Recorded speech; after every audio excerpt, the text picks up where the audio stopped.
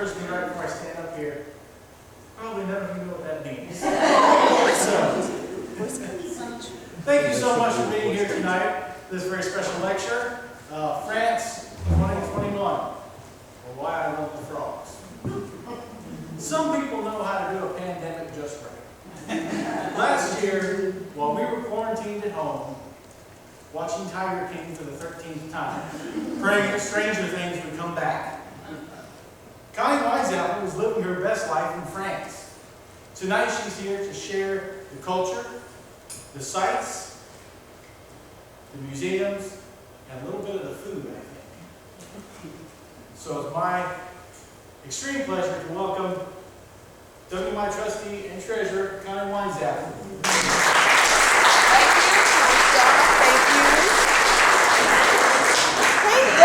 Thanks everybody for coming.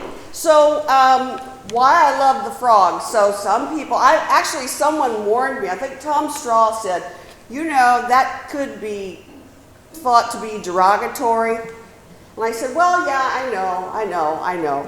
And I'm not totally politically correct, as many of you probably know. But I did look up kind of the original idea of when French people were called frogs. And it started in Paris, you know, almost 2,000 years ago. It started on the Ile de Cité in the middle, the little island where Notre Dame is. And that's where all of the very wealthy and royal people lived. And all of the other people lived on the other side of the banks. And they were in the lowland. And apparently there were a lot of frogs. And so the monarchy started referring to the people outside of the cité as the frogs. Now, since then, I think, I know the Brits use it for the French sometimes. Ryan was very concerned because he said in Canada it's considered a terrible slur. But I have a couple of people that I consider experts. And so one of them is right here, and that happens to be my French teacher, Anne-Claire Lemon Lewis, right here.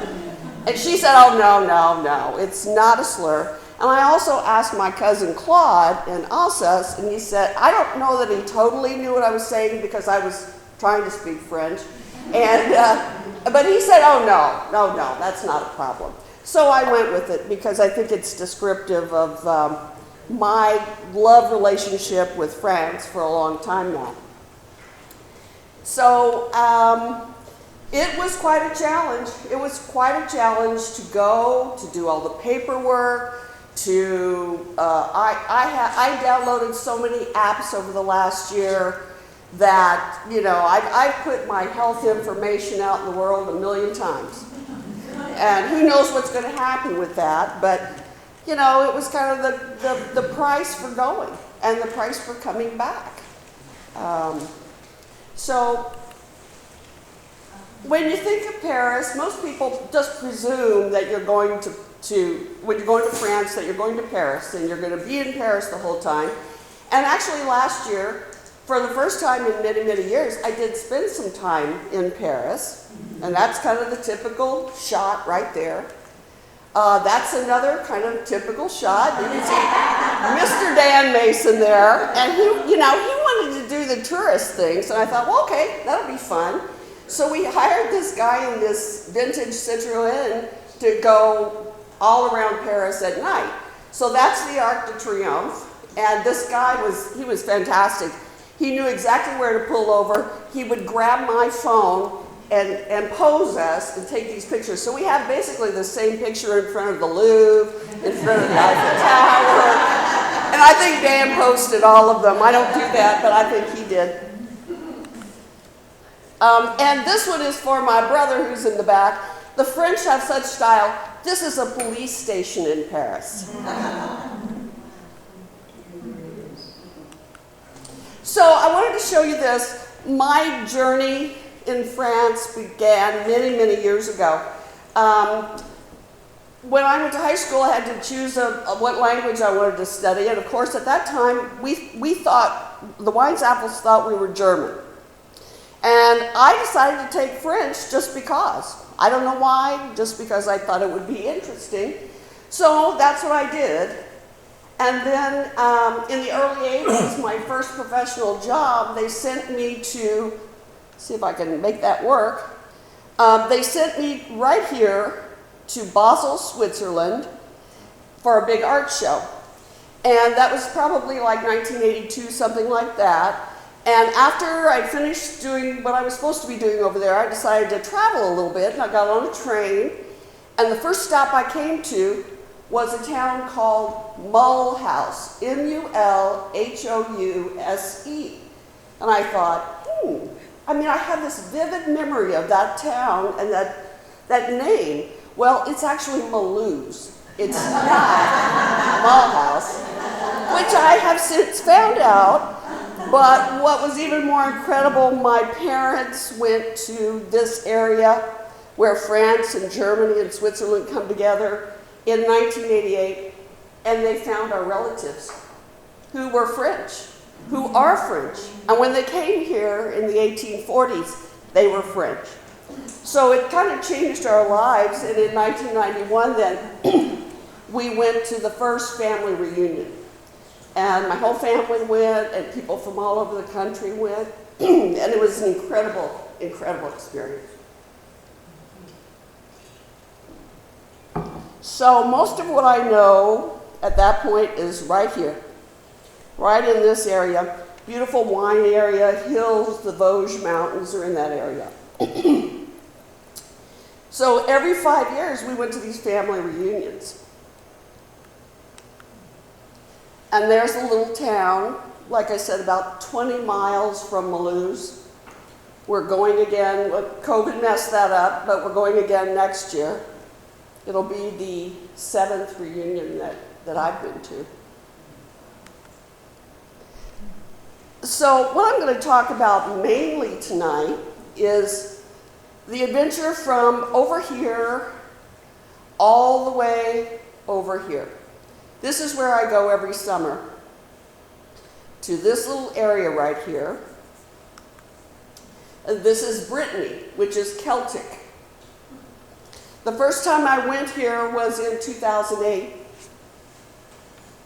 And I just kind of fell in love. That's my son, so that's 2008. And you can see those long rows of granite menhirs, those upright rows of granite menhirs, just like I have in my park. There are over 3,000 of them that run in parallel lines about 5 miles. And these are 2,000 years older than Stonehenge. These are very early Neolithic. So I have taken pictures of these things in all kinds of conditions and weather, and I just keep going back. I was there first in 2008, 2015, 17, 18, 19, 21, and again this year. And I can't tell you the dates on these pictures, but it's an incredible place. 1 year, that is actually not the sun up there, that's the moon rising. And that is fog. The full moon rose over those alignments, and it was life-changing, really. There was a big art installation, a performance art group did this piece where they ran it for 2 weekends, and there was all of these light projections, and there was original music. It's impossible to describe what it was like. And that was a couple of years ago. And this is another Neolithic site. These are the tumulus. These are where people are buried. So these are long cairns built up on the land, and then there are carvings, petroglyphs within these. So everybody that comes to visit me has to go and see that. I've been there many times. So I wanted to show you this. This is just a fun author that I read. But this really explains why I love Brittany so much. Because I'm a farmer. Well, my brother wouldn't really say that, but he can comment on that. But I'm a farmer. Our dad was a farmer. Our grandfather was, and his father was too. I'm Catholic, and this whole area of France is very Celtic. These are Celtic people. They didn't start speaking French until the early 20th century. So, and they have gone back, and on all their road signs, they have both French and the Breton language. So, there's still people that speak that old Celtic. I love prehistory, I love art, I love preservation, and I love food. So you're going to see some food pictures. We kind of call that, I send these to Vicki Campbell, we call this food porn. But everything there, the aesthetic of everything is so considered, and the quality of the food is incredible. So beaches, that's of course, one of the great attractions of this area. The beaches are just as fine as any place in the world I've ever been. And they have laws in France where the beach is really considered public space. So there are protected areas all along the coast where no housing or anything else is built within 1 kilometer. So it's public space. They have beaches for dogs where you can take your dogs. They have beaches for kites. They have beaches for surfing. They have beaches where you wear no clothes. They have all of that, and I have been to all those beaches. So the quality of the food. Oh, and this, I had to throw this in. This was last summer, so there's a Benedictine monastery. I told you, I'm Catholic, and I love all that stuff. There's a monastery about 1 kilometer from this beach where I go. And one day I was down there, I don't know, Stan, I don't know if you were there that day. Did you see it? Yeah, we were both there. And he kept trying to say, don't take pictures of them, don't take pictures. I'm like, I'm taking a picture of them. We have an aunt that's a nun in Ferdinand. So it was incredible. I've got a bunch of pictures of them. But they were just walking on the beach. We went in there a couple of years ago, and they have a little shop where they sell jam and stuff like that. And I was using my really poor French trying to talk to the nun that was at the cash register. She wouldn't talk to us. And I figured out they're cloistered. They don't talk to the public. This is the place that I stay, the little house that's restored where I stay. So the one on the right is from the bedrooms upstairs. These were agricultural buildings. This is a little gathering of like 10 of these buildings. And they have stone steps up the outside. People would live on the second floor, and the animals would be on the ground floor.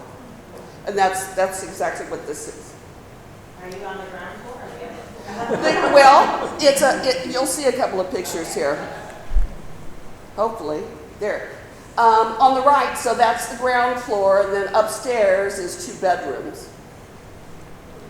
Really, really nice restoration. Really nice. That's the local church. That's St. Cornely, who is the patron saint of oxen and cows, which is kind of cool because my brother and my cousin over there still raise cattle. Yeah, the markets. So the quality of the food. People still shop at markets. I can go to a market to get fresh fish and produce and fruit, all that stuff. Really, anything you need. I can go to a different little town within about 4 miles every day. And it's still a very strong tradition in this part of France anyway. It's not everywhere in the bigger cities. That's kind of falling on the wayside, but it's still a really strong part of the culture. You can see the labels on all the fish. There are laws that make people say where the stuff comes from. I mean, even the radishes and the lettuce. Everything has to be labeled so you know where it came from. And I like that. Hey Connie, what's the temperature there? Everybody has jackets on. Yeah, so today it was 70, and that's about what it is. It's clear blue sky, and there's no humidity. Yeah, all of that. There are no shopping on Sunday afternoon. That's family time. The stores are still closed. I like that. One thing that is really hard for me, maybe for other Americans, is this idea that you cannot get food between 2 and 7. You have lunch. You have lunch between 12 and 2. And then you do not eat again until 7. Don't try it. You can't get any food. They have a pizza vending machine that, in a pinch it'll do, but yeah. Food time is family time. That's what it's all about. That's what the whole concept of this is. When you go into a restaurant, you never see people on the phone. Never. If someone does get a call, they're embarrassed and they take the phone call and they run outside. People don't talk on the phone. They don't have their phones on the table. It does not happen because that's the time you spend with your family. The other thing is multi-generations are vacationing together. The teenagers are sitting having conversations with grandparents and sometimes even their parents. It's totally different than what we do here. And it's another part of it that I really like, I enjoy. Okay, let's see. More food, more beautiful, beautiful, beautiful food. So another application, so there were lots and lots of papers to fill out. And even after I was there, I still had to keep filling things out because they have their own app that you download all your stuff into.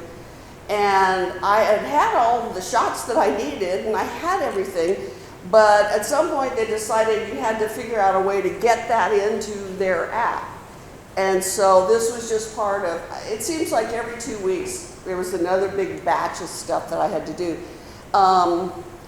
Stan we had to figure out how to get him a COVID test. At this point, you couldn't get one in a pharmacy. It was, we're in a pretty remote place that is a big tourist area, lots of people coming down from Paris,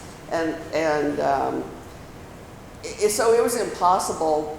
There's a town about 30 minutes away, and we kept going up there to try to get in line to see what we needed. Part of the time, my cousin was there with us, so he helped, obviously. He was able to talk to him. He was able to call on the phone, which is something that is very difficult if you're not proficient in the language. Okay, this is what I want to talk about with the two anti-Covid, the French app. Pretty early on, they changed their law and you had to show the app and show that you'd been vaccinated to get into restaurants. So I'll go back to this idea of that is the basis of culture. That's where you socialize, is in the restaurants. So it was brilliant.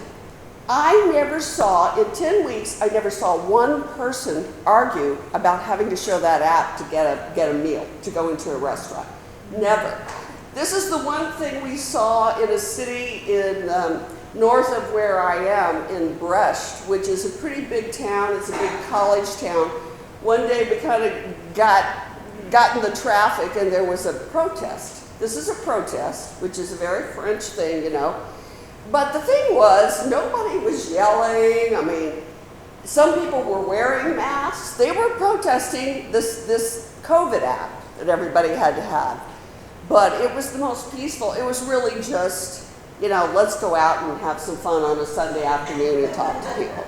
I mean, it was not, there was no one mad. Let's say that. And it's kind of, that's a misconception about protests. Now, in the big cities, sometimes if it's something very contentious, it can get violent. But the French believe in the right of expression, public expression. You know, it's just a thing they do. And when you go there, you have to realize it could happen and it could mess up some of your plans. But I think it's pretty wonderful that people feel free to gather publicly and express their opinions about politics, the condition of working people. I mean, it's a tradition, and I think a good one. It's a way to express things that is not violent or otherwise. You know, they just re-elected Emmanuel Macron to be president again for 5 years. The whole campaign was about 2 months from start to finish. They had 2 rounds. Everybody can run. Anybody can run. I think there were 6 or 7 what they consider major parties in the first round, and then the top 2 vote getters go into the main election. But the whole thing was 2 months long. There was 1 debate. I kind of like it. I kind of like it. It's, you know, it's a pretty civilized way of doing things. This was a beautiful town. Every year my brother and I will look at a different area. We'll go north along the coast. We went down to big salt flats at Garand a couple of years ago. This is north, so this is all fishing villages. This was on my 65th birthday, and it is one of the best meals I've ever had in my life. It was just unbelievable. Clever, creative. You can see the little hibachi that they cooked the fish, and of course that fish was caught right outside the restaurant that day. And there we are at the westernmost point in France, at the Point de Rez. Big surfing area. And then Stan and I are always out looking for menhirs. And this was kind of just out in the middle of nowhere. No, you know, with no signage. I don't think there was any signage. I can't remember anything there. And we had to kind of walk through the woods and drive off the road. And so that's kind of a fun thing we do. Of course, everything nautical is of utmost importance in this area. Fantastic boat museum. More paperwork.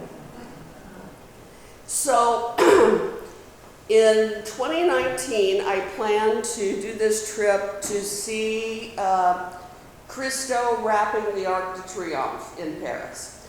And I knew that my rental of my house in Brittany would end about 3 weeks before that was going to happen. So I decided I was just going to take a driving trip and go south and look at all these art things that I'd always wanted to see, that I knew had been happening over the last 5-10 years. So that's what I did, and that took another whole thing of apps and QR codes, and I learned a lot about computer stuff. One of the things that happens, you know, the coast, of course, is where all the Parisian tourists come. But inland, one of the really clever things they do in Brittany is they take all of the small chapels, the Celtic, you know, around, like say from 1100 to 1500 is when all these were built.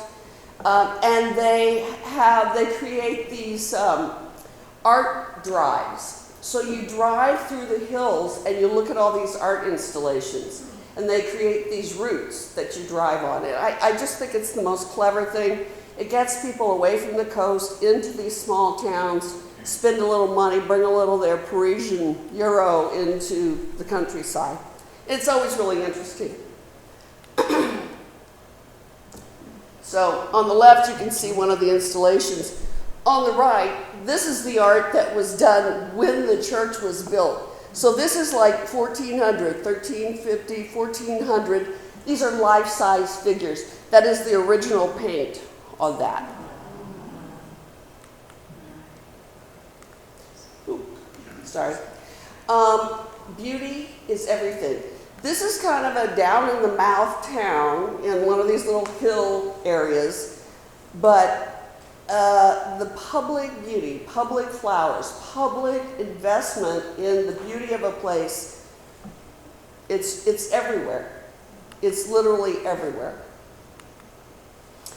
Okay, so here we are this is Karnak right here. My first stop is down the coast in Nantes, and this is the biggest city in the western half, northwest quarter, let's say. So this is the big chateau, 15th century in the middle of Nantes. And about 22 years ago, they decided to start having an art competition for temporary public sculpture. And it has fundamentally changed this town. This was kind of a used up industrial town on the Loire River. Big industry, big slave shipment during the time of slavery. You know, kind of a grim place. But you can see it block by block. It is changing everything. The chateau has a history museum, but they're also doing really interesting, innovative things. This is right behind the chateau. I love the challenge of putting in the very contemporary. This is a bus stop. This is a solar bus stop right behind that chateau. This is one of the shows. You know, the French owned several colonies in North Africa. And this is an artist from, I think from Mali. I'm sorry, I can't remember. This was a one-person show in that chateau. And you can see the poster there. Those are all oil cans. This is a restoration into a shopping mall. This is what a shopping mall in Nantes looks like. This was one of my favorite things. So you can see on the map on the left there are numbers all over. Those are where all the sculptures are. So this is a particular square in Nantes. And you can see what that is. And, you know, this is a very important shipping town. So they have actually covered up the sculpture that was there. You can see the remnants of it there. It's still under there, but they've installed this ship on top of it. So that's just one example. There were all kinds of very interesting things. So my next stop, I'm going from Nantes down to Bordeaux. I had been to Bordeaux, 20 or so years ago, and they were doing all this restoration of and kind of reimagining what Bordeaux is at that time. So it was hard to get around, but now it is the most splendid, beautiful place. This is a reflecting pool that people can walk on as you enter the city. Beautiful place, beautiful architecture. Clean, beautiful, people are nice. I stayed here a couple of nights. Lots of university students there. It's a young person's place. There are tables in every square, and they are out there all night having fun. And I would just go up to my 5th floor, walk up, and but it was fun to be there. I took a picture of this. This was a prison in 1500, and now it's the Utopia Cinema. This is an interesting thing. This is in Bordeaux. These are submarine docks that were built by the Germans in 1942. And of course, the French really didn't want to do much with it because, you know, the Germans built this for their submarines. So what they did is the city leased it to a company to create one of these immersive video art things. And that's what this is. So this is Chagall and the Impressionists. If you can see the little people at the back, I mean, this is mammoth. There are 4 of these that are total immersion sound, light. It's like a 40-minute show. It was interesting. I've been reading about it for a few years, so that's one of the things I wanted to see. This was another show that they had. This is the Contemporary Museum. This was a warehouse that they renovated about 15 years ago. Some interesting contemporary art is the Contemporary Museum. And food. And food. Okay, the next, here's Bordeaux, and the next thing is Carcassonne, right down here. It's a World Heritage City. I've read about it forever and ever, and it's, you know, it's pretty far away, so this was kind of like the final thing. World Heritage Site. Of course, maybe you have this experience. When you go someplace, the thing that stays in your mind forever is not the thing you take a picture of. As I was approaching, and again, I'm driving by myself, I know I'm getting close, I come over a hill, and here is this fortification, this fortified city up on top of a hill. It's the most incredible thing, and of course I don't have a picture of it, but just an amazing place. So this is within the museum of Carcassonne, and this is kind of an aerial view of the whole fortified city.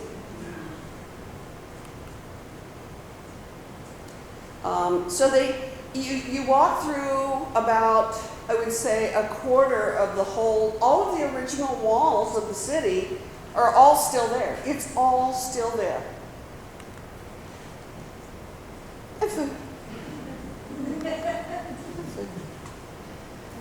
And more, and more, and more.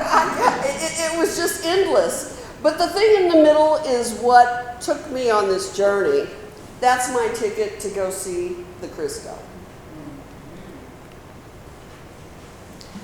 So I had booked a hotel that was pretty close to the Ark, and I got there in the evening. The cab driver dropped me off. I got into my room, and I knew there was a rooftop bar, and so that was my view on top of the roof. And then the next day was the first day that it opened to the public. This was on a Saturday. It was maybe like the 17th of September. And if you've ever been there, it's called the Étoile, and there are 12 streets that come into it. And there are, 6 lanes of cars going around it all the time. And it is a crazy, crazy place. They block that all off. And they put stations at every intersection going in, and they checked your anti-COVID QR code, and they wanted you. And it was like clockwork. It took no time at all to get through. Nobody complained. This was the most joyous moment I had experienced for 2 years. People were thrilled. The weather was out. The Parisians love art. There were people from all over the world there. They had young people there talking about the piece. Just sharing in the joy of this moment was such a privilege. It was just unbelievable. Just unbelievable. I'm so glad I was there.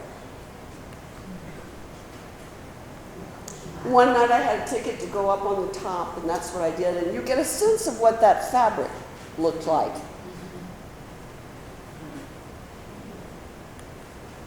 So this was the last day. I was in my Uber going to the airport, and it rained that day. And so I took one last shot out the roof of the Uber as kind of the finale of the trip.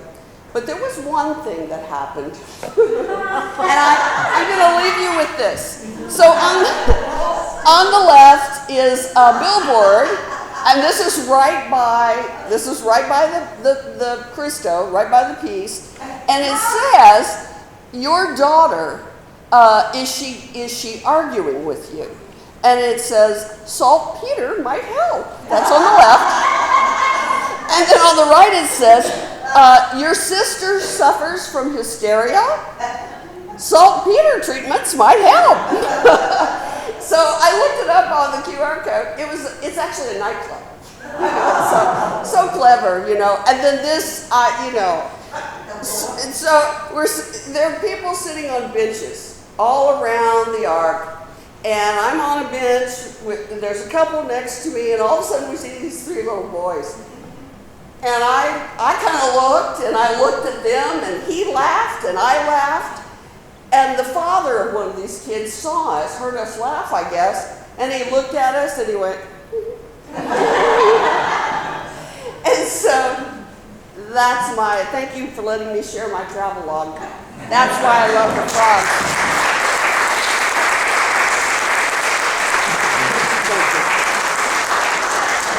Question? Yeah, when I found out you were going to go see this route, I Googled it. And for some reason, they had lights on it, maybe because all the pictures I saw was kind of a pale blue. So what was the color? It was a pale blue. It was actually, it was very heavy, woven polyester. Thick, heavy. And it was about the color of the sky, and then it was either silk screen or sprayed with silver. So in some places where the red ropes rubbed away the silver, it was blue. Okay. But it reflected whatever the sky was, really. Do we know what the stones mean? No, not really. A lot of people speculate. Some people think it is religious in some way. Some people think it's like a calendar. This was the time when farming was starting to become established, so people weren't nomadic anymore. There's this idea of religion of some kind, but nobody's proved it. Those 5 rows that are a little long. Mm-hmm. Okay? How far, what's the distance between each row? Are they close to each other? I would say, I'm not good at measuring. Sam, would you say like 20 feet between the long rows of the alignments? Yeah, Or approximately. 30 feet, Yeah, There's a little bit of distance between them. Yeah. What's the medical in the next Pretty much. And, some have been knocked over time. There's a place where I showed you that tumulus, where my cousin and I were in front of the long thing. At that location, there is a menhir. It's called the Broken Menhir, Le Menhir Breeze. And it is, I want to say, it's the biggest one that's ever been found, and it's like 67 meters. It's unbelievable.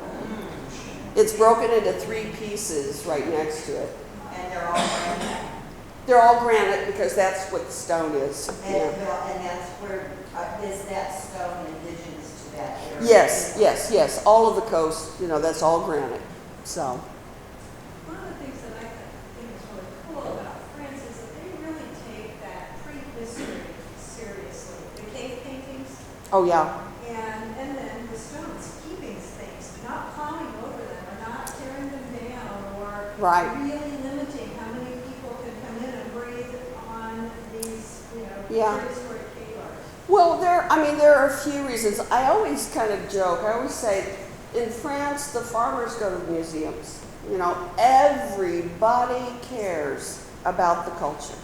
Now, the other side of it is, it's the #1 industry in France. So tourism is king, and they're very clever at like taking all those abandoned chapels out in the country and creating an art thing there.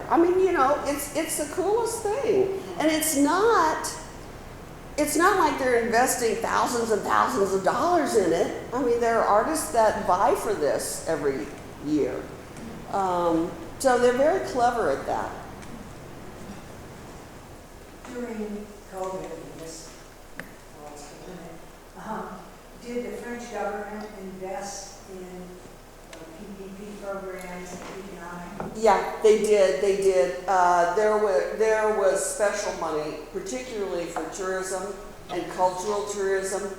Yeah, they did because they wanted keep it going. And how much had it bounced back compared to other years? Yeah, it was pretty strong. And even I couldn't go in 2020, and my landlady was able to rent because the Parisians could still come. What's really cool about Brittany is it's multi-generations, and you can tell that these families have been coming there forever. Like, it's really hard to find places to rent. I happened to find that place because it was a brand new restoration. I mean, the year before I started renting it, it was a barn. So I happened to see it because I drive around when I'm there, and I found it. But it's hard to get accommodations there. Anything else? What's the average size of the French family? I can't say with any authority, but it's interesting to me that young people, like early to mid-20s, have kids. They'll have 2, 3, 4 kids. And when you look at places for rent, you can see like how many bedrooms is average, and it's families. It's families going together. It's always what it is. Thank you. Thank you so much.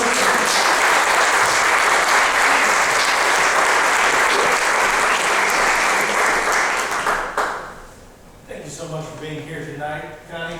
Thank you for sharing your journey with us. That was wonderful. Thank you.